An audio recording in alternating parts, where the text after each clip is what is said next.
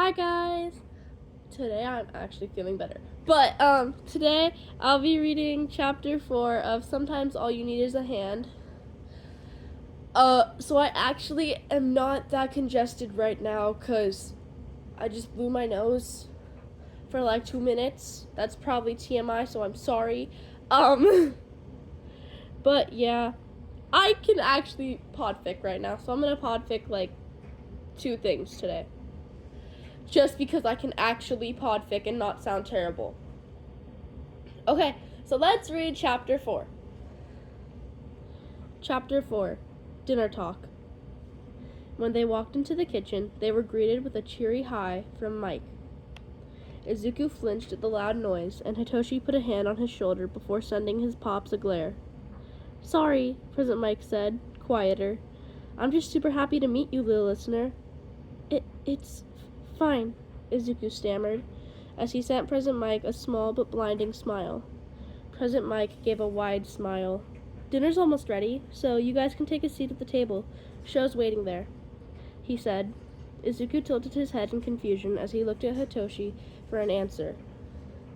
The lavender-haired boy's lips quirked up.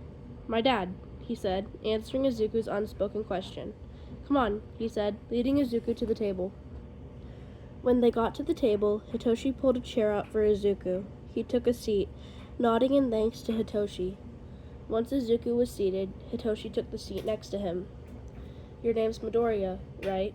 Hitoshi's dad asked, causing Izuku to flinch at the sudden voice. Sorry.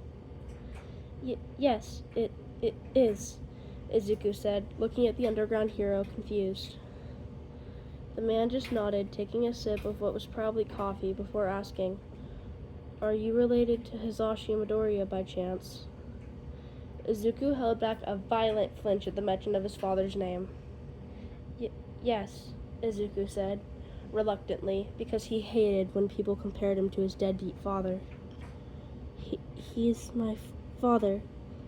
Izuku saw the underground hero choke on his coffee as he started to take a sip. He's your father? The man asked to clarify. Izuku nodded as he remembered the terrible things his father put him and his mother through. Oh, his mother. He missed her so much. But of course, since he's quirkless, he can't have nice things. Not even a mother. Of course, he's the reason she'd die. How did she die? Well, Izuku was 7 when it happened. He and his mom were playing heroes. At this point, his father hadn't hurt them often or anything. He just hurt them when he was mad or drunk, which was just about every other day. Today had been an especially bad day for his father. He'd apparently lost one of his biggest customers because of one of his workers, and he went out drinking to soothe his anger. But it just made things worse. When his father arrived home to the apartment, Izuku ran over to him and hugged his legs. He had just started rambling about what he and his mom had been up to when a glass beer bottle was thrown at his head. Luckily, he saw it coming and ducked in time. Shut up, you useless brat, his father yelled. But Daddy, Izuku said, stuttering for the first time. I said, shut up, his father screamed, breathing out a great breath of fire at Izuku. Luckily, when Izuku saw the fire, he rolled away and wasn't hit. Unluckily, his mother had just walked in, due to all of his father's yelling, and was hit by the flames. She screamed in agony. His father didn't seem to care as he continued to burn her. Izuku started screaming and crying, yelling for his father to stop, to no avail.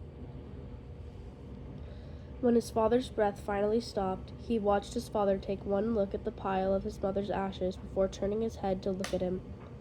His father then turned around, opened the door, and walked away. Izuku sat there in shock, staring at his mother's ashes.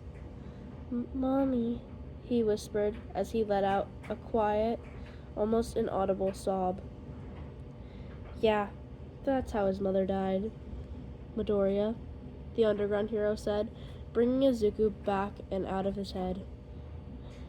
Izuku, not Midoriya, Izuku said, almost spitting out his last name. The underground hero nodded in somewhat understanding way.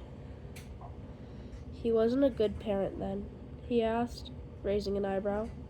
Izuku let out a humorless laugh. Him? A good parent? Never in a million years would he make a good parent. He laughed, not stuttering once the whole time he talked. The underground hero. You know what? No. Izuku was going to say Eraserhead. The underground hero was too long. Eraserhead looked taken aback by Izuku's laughing. How bad was he? Eraserhead asked. Let me think, Izuku said, putting a finger on his chin in thought. Ooh, I know. He was terrible. He came home drunk or mad every other day, and oh, what was the other thing? Oh, right, he also killed my mother, he said, eyes darkening as he said it. Hitoshi and Eraserhead's eyes went wide. Was he arrested? Hitoshi asked, concerned. No, he wasn't, Eraserhead said, eyes never leaving Izuku's face. When did that happen? When I was 7, Izuku said, with a straight face and no stutter. Have you seen him since? Eraserhead asked. Once, Izuku said, thinking. Can you tell me what happened then? Eraserhead asked. Sure, Izuku said. I saw him again when I was 10. We ran into each other on a crowded street in uptown Masutafu. After we bumped into each other, we just stared at one another. We stood there for a good 5 minutes before I started scowling. I yelled at him. I mumbled, "Give me everything you took from me," at first, before yelling it. He just stared at me in shock. Everyone in the area was looking at us, but I didn't care. Eventually, he broke out of his shock and tried to burn me with his fire. But I jumped out of the way and started running, so I wasn't hit. The two were silent until Hitoshi stood up, walked over to the wall, and hit his head against it, lightly. Izuku's eyes went wide. Sorry, I had to make sure I wasn't just sleep-deprived, Hitoshi said, walking back to his seat. So this isn't a dream? Damn, real life really is cruel, Eraserhead said, taking a sip of his coffee. Izuku couldn't stop himself before he let out a genuine laugh. The other two turned to look at him. What Izuku couldn't see was the way the two men's mouths quirked up into smiles. When Izuku stopped laughing, Eraserhead asked, "How about we continue talking about your father after we eat dinner?" Izuku just gave him a nod and a small smile. Just a few seconds later, and President Mike was walking into the room with plates full of food. Once he'd served all the food, he sat down and they started eating. Izuku knew he'd have to talk about his father soon, but he didn't linger on that thought for long. I mean, how could he, when the President Mike was in front of him and telling him about his radio show? Izuku was so engaged in what President Mike was saying that he didn't see the way Hitoshi looked at him with soft eyes and a small smile. Okay, that is chapter 4 of Sometimes All You Need Is a Hand. I will post chapter 5 soon. It's already almost done. I promise. It's almost done. I'm not going to leave this series hanging because I left it alone for like 3 weeks, maybe? I don't know. I left it alone for a while. I also have to update the perfect birthday. And I think I started the next chapter of Training and Trauma.